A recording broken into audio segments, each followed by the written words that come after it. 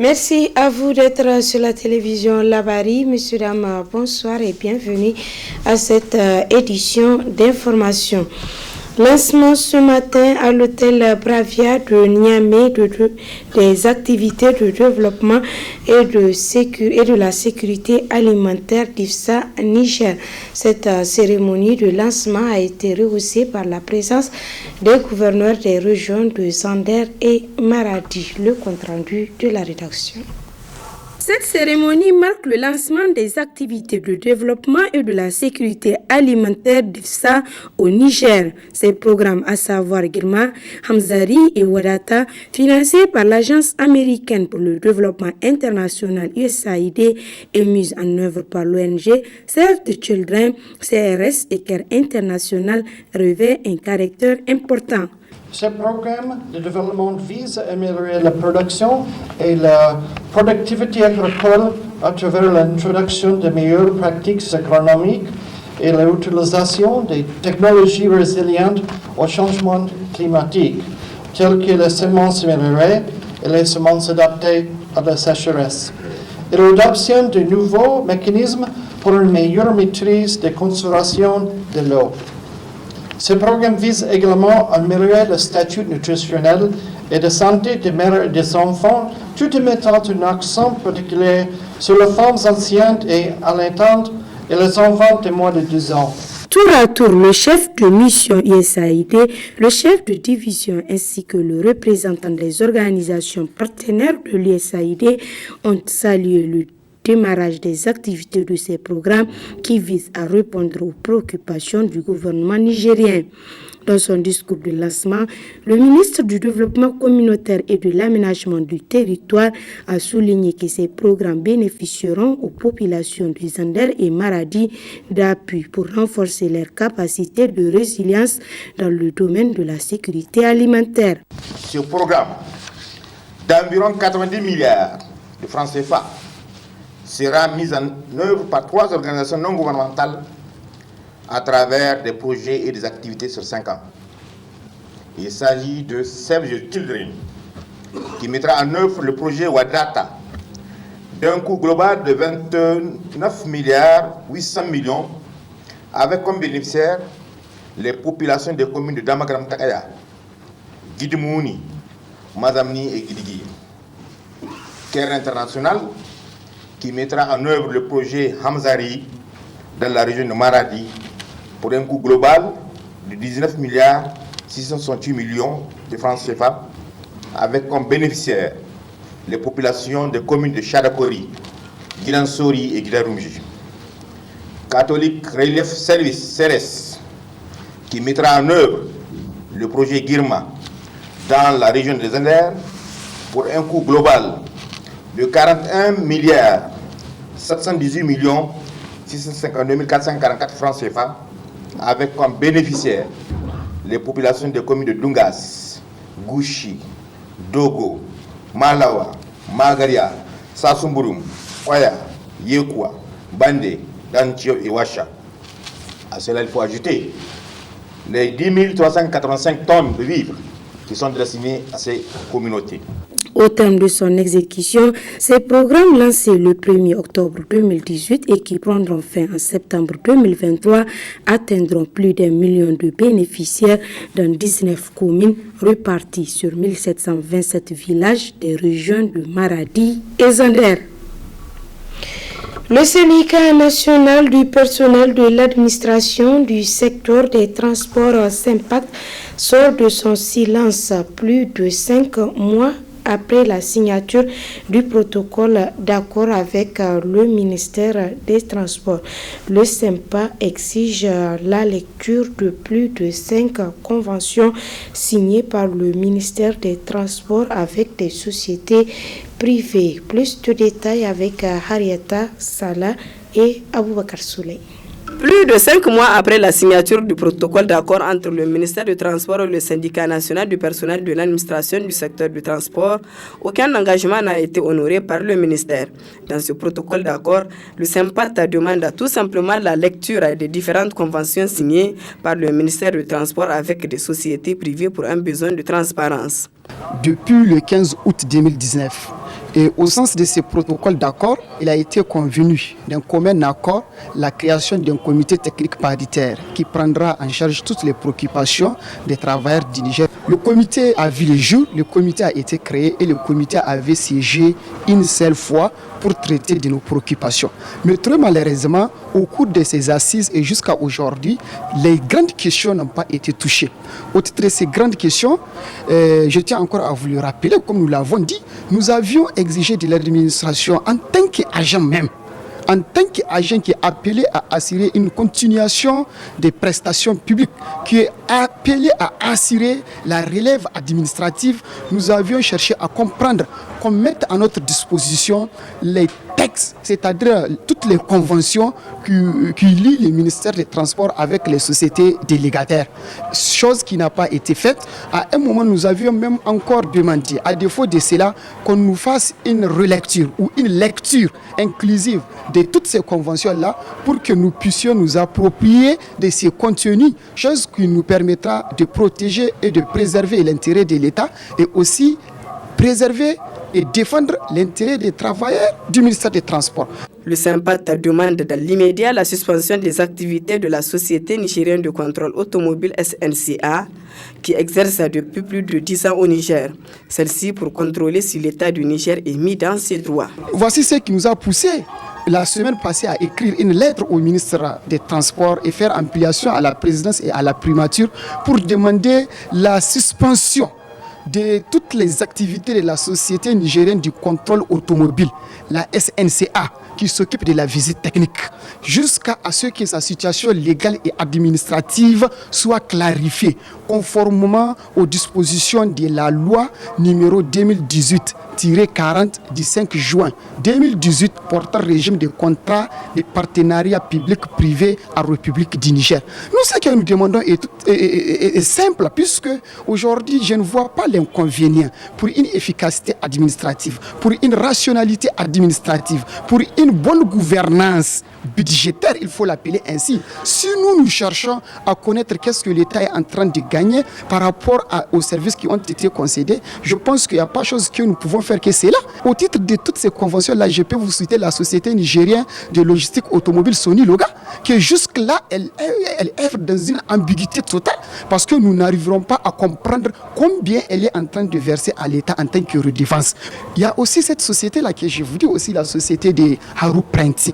Mais jusque-là, cette société, au titre toujours de la même loi que je vous ai rappelée, on ne peut pas concéder une prestation publique à un privé lorsque préalablement il ne répond pas aux critères, c'est-à-dire il ne dispose pas des ressources financières, humaines et matérielles lui permettant de faire le travail approprié. Tous les syndicats du secteur du transport ont décidé de faire front commun pour exiger la lecture de ces conventions qui sont floues selon eux. Autre aspect de cette édition, depuis quelques années, ils se font parler de partout dans le monde et particulièrement au Sahel. Ce sont les groupes armés qui mènent des attaques terroristes pour un soi-disant djihad, le djihadisme qui est contraire aux actes qu'ils sont en train de mener. Alors, qu'est-ce que c'est que le djihadisme? Qu'est-ce que c'est que le djihad? Et le monde de réponse dans ce reportage signé Ali Cissé, Ibrahim et Cheb Guissou. L'islam est la religion de la paix, une consistance que cherche à pervertir des groupes terroristes qui s'habillent en djihadistes pour commettre des crimes qu'un bon musulman ne doit jamais faire, particulièrement à l'endroit de ses autres frères musulmans. Sur ce plan, la confusion est dans le Sahel ou du Mali en passant par le Burkina Faso, le Niger et le Tchad. Des groupes de bandits se réclamant djihadistes perturbent l'harmonie et la quiétude des populations. Aussi, pour lever l'obscurité qui entoure l'utilisation du terme djihad par des bandits dans le Sahel, il convient de comprendre sa signification. Le terme djihad, en réalité, en islam, c'est un terme qui est noble. Donc, quand on va dans la racine, al-juhud, c'est des efforts. Donc, quand on dit de faire des efforts, par la volonté et la bonne foi, c'est s'évertuer à se rapprocher d'Allah, soit par les moyens matériels, par son âme, son corps et tout ce qu'on possède d'atouts pour se rapprocher plus de lui. Mais aujourd'hui, malheureusement, le terme a pris une autre connotation. Quand on regarde, dès qu'on dit djihad, aujourd'hui, on voit les armes. En islam, la guerre armée s'appelle al-qital. Le djihad en est autre. Et le prophète sallallahu alayhi wa sallam, pour nous montrer la prééminence du djihad, c'est un terme, sa noblesse. Il dit Ra'asul Amr al-Islam. Au-dessus de toute chose en ce bas monde-là, c'est la religion musulmane. Parce que c'est pour l'islam que Allah a créé ce bas monde. Pour que les êtres qu'il a créés lui soient soumis, voués totalement à sa cause. Donc, et cet islam-là, qui est au-dessus de tout, le prophète a dit وَذِرْوَةِ سَنَامِهِ al-jihad. Le summum ou le pic, c'est le djihad, pour nous montrer que c'est un terme noble.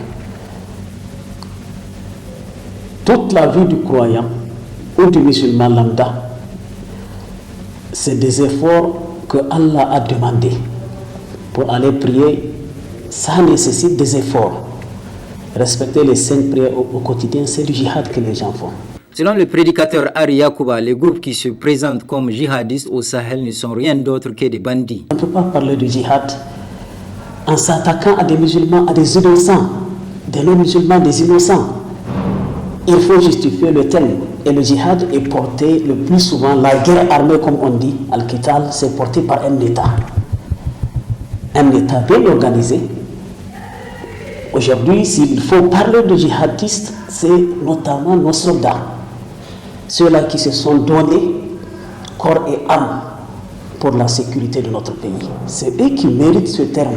C'est eux qui méritent ce titre de djihadiste. Pas des gens qui viennent commettre. Eux, c'est des grands bandits de chemin. Des gens qui sont manipulés, qui ont une cause à défendre quelque part. Donc, si on parle de djihad en islam, ce n'est pas une guerre armée. La guerre armée en islam s'appelle al-qital et elle a des dispositions. Enfin, face à la mauvaise utilisation du terme djihad par des bandits, il revient au ministère de la Renaissance culturelle d'entamer des campagnes de sensibilisation en donnant davantage l'opportunité aux prêcheurs musulmans d'éduquer les populations relativement au terme djihad. Créé pour protéger la population de Niamey contre les phénomènes climatiques, la ceinture verte est malheureusement menacée par des actions humaines. C'est ce qui a suscité ce reportage signé Ismaël Moumouni Moussa et Ibrahim Abdou. Poumon vert de la capitale, la ceinture verte de Niamey est l'un des premiers massifs forestiers artificiels en Afrique, cité comme exemple d'action pour le climat en raison de sa vocation écologique. Malheureusement, cet espace vert est menacé, en témoignent ses multiples concessions, ce que fustige le Rassemblement pour un Sahel vert, RSV Niima. Nous sommes en plein dans la ceinture verte. Il y a 5 ans de cela, on était ici même et il n'y avait aucune habitation. Et nous avons à l'époque attiré l'attention du gouvernement sur la situation qui prévalait à l'époque pour protéger la ceinture verte. Malheureusement, on n'a pas été entendu. Il y a plus de 5 ans de cela, nous avons dit qu'il fallait faire attention. La ceinture verte a été créée donc pour protéger la population de la ville de Niamey contre les intempéries, participer à la régulation donc, du climat autour de la capitale et vraiment sécuriser les citoyens. Agir pour le climat au Niger, c'est répondre aux urgences comme la réhabilitation de la ceinture verte. Le Niger a pris des engagements. Il faudrait que ces engagements consentent que le Niger les respecte. Au-delà de ce qui se passe dans notre pays, cette ceinture verte dans laquelle nous nous trouvons, beaucoup d'autorités pensent que les gens ne savent pas ce qui se passe. Aujourd'hui, il y a des gens de leur bureau dans n'importe quel pays du monde peuvent visionner ce qui se passe dans la ceinture verte. En temps réel, ils peuvent voir qu'est-ce qui se passe. Qu'est-ce qui a été détruit, qu'est-ce qui n'a pas été détruit. Donc que les gens, les dirigeants se le mettent dans la tête et surtout que les dirigeants vont à la quête des fonds. Ils cherchent de l'argent pour investir dans le domaine de l'environnement. Donc quelqu'un qui cherche des fonds doit au moins montrer un bon exemple. Il est en train de travailler d'abord avec ses ressources internes et aussi la législation pour convaincre nos partenaires. Créée dans les années 60 par les autorités du Niger, la ceinture verte a pour but de protéger les populations de la capitale contre tous les phénomènes climatiques néfastes pour améliorer leur cadre de vie. Parlons sport pour clôturer cette édition avec cette visite dans notre pays de la responsable du service gouvernance de la FIFA. Ce mardi, Madame Sarah Somalé a effectué une visite au centre technique de la FENIFOOT, puis au palais des congrès et au centre de conférence Mahatma Gandhi. En séjour dans notre pays, la responsable du service gouvernance de la FIFA a effectué une visite ce mardi au Centre technique national de la FENIFOOT. Une visite qui lui a permis de découvrir les différents compartiments de cette infrastructure réalisée grâce à la FIFA. Madame Sarah a été émerveillée par la qualité du Centre technique national de la FENIFOOT, qui est selon elle une référence au plan mondial. Très impressionnée, je dois dire. Je ne m'attendais pas à autant d'infrastructures à Niamey et pour le Niger en général. Donc vraiment agréablement surprise et je ne manquerai pas de le dire à mon retour en Europe, ça c'est sûr. En plus des visites au Centre technique national de la FENIFOOT, au Palais des Congrès, au Centre des conférences Mahatma Gandhi, la responsable service gouvernance de la FIFA va rencontrer les différents acteurs du football nigérien. L'objet de ma visite à Niamey consiste à effectivement réviser le cadre statutaire et réglementaire de la FENIFOOT. Je suis ravie de pouvoir avoir été si bien accueillie par le président colonel Djibrila et puis également toute l'équipe du comité exécutif. Donc on a fait une première réunion aujourd'hui qui consistait effectivement à un peu lire de fond en comble les statuts avec les membres du comité exécutif présents et ça a été une réunion très constructive. Une visite de la responsable du service gouvernance de la FIFA très saluée par la Fédération nigérienne de football. Il y a 6 mois pris les dispositions pour vulgariser nos statuts en fait, pour demander aux gens en fait, de faire des amendements ou de réviser les statuts puisque beaucoup de plaintes nous étaient parvenues dans le passé. Ça a été un travail fait et Sarah étant donc de la commission en charge de révision des statuts au niveau de l'Afrique, avait programmé venir au Niger aussi pour nous aider à toiletter nos textes. Aujourd'hui elle est arrivée pour ça, on a fait un travail vraiment très particulier et très intéressant ce matin qui nous a nous-mêmes édifiés. On pense qu'on est sur la bonne voie. Après les visites, Mme Sarah aura des séances de travail avec le ministère des Sports, les membres du comité exécutif et les responsables des ligues et des clubs du football nigérien. Ici se referme cette édition. Merci à vous de l'avoir suivi et restez en compagnie des programmes de la télévision Labari.